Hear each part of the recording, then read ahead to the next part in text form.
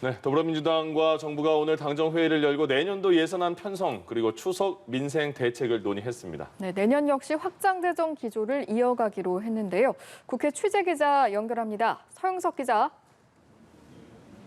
네, 당정은 내년도 예산을 올해 예산인 604조 7천억 원보다 늘려 확장 재정 기조를 이어가기로 했습니다.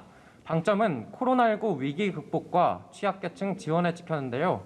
코로나19 백신 확보와 음압병상 확충에 나서는 건 물론이고 소상공인 손실보상에도 1조 8천억 원을 반영하기로 했습니다. 이어 연소득 5천만 원 이하 청년들의 무이자 월세 대출 등 청년 종합대책에 20조 원 이상을 투입하기로 했습니다. 당정은 오늘 논의한 예산안을 다음 달 초 국회에 제출할 계획입니다. 이 밖에도 당정은 추석 물가 안정을 위해서 16대 성수품 등의 비축 물량을 대폭 늘리기로 했습니다. 네, 한편 국민의힘 아침 일찍부터 분위기가 심상치 않았는데 긴급 최고회의가 열렸죠? 네, 그렇습니다. 권익위의 부동산 투기 의혹 조사 결과 발표 이후 국민의힘은 어제 밤부터 계속 대책 마련에 부심 중입니다. 이번에 투기 의혹이 있는 것으로 지목된 의원은 모두 12명인데요. 이준석 대표는 대책 마련을 위해 오늘 아침 8시부터 긴급 최고위원회의를 열고 지금까지 논의를 계속 이어가고 있습니다. 회의에서는 해당 의원들에 대한 소명을 화상으로 듣는 한편 명단 공개 여부와 당 차원의 처분 수위가 논의되고 있습니다. 이 대표가 탈당 권유 조치를 내렸던 민주당보다 더 강한 대처를 예고했었기 때문에 어떤 결정을 내릴지 관심이 모아지고 있습니다. 오늘 또 국회에서 법제사법위원회 전체 회의가 열리는데 여기도 굉장히 치열한 분위기가 나올 것 같습니다. 네, 그렇습니다. 법사위 전체 회의가 오늘 11시에 원래 열리기로 했었는데요. 운영이 법안 처리가 늦어지면서 수년됐습니다. 민주당은 오늘 회의에서 언론사의 징벌적 손해배상을 명시한 언론중재법 개정안 처리를 예고했습니다. 국민의힘 의원들은 법사위 회의실로 집결해 규탄대회에 들어갈 것을 예고했는데요.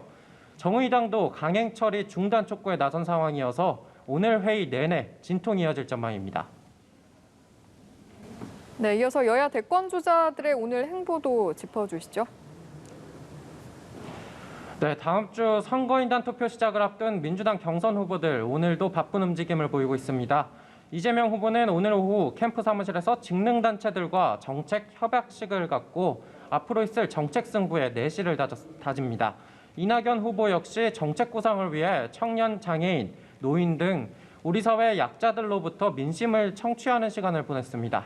정세균 후보는 신수도권 충북 발전 전략을 이야기하며 충북 표심을 다졌고 박용진 후보는 대구로 향했습니다. 추미애 후보는 바로 조금 전 복지국가 공약을 발표했고 자가격리 중인 김두관 후보는 화상으로 언론 인터뷰 등을 소화할 예정입니다.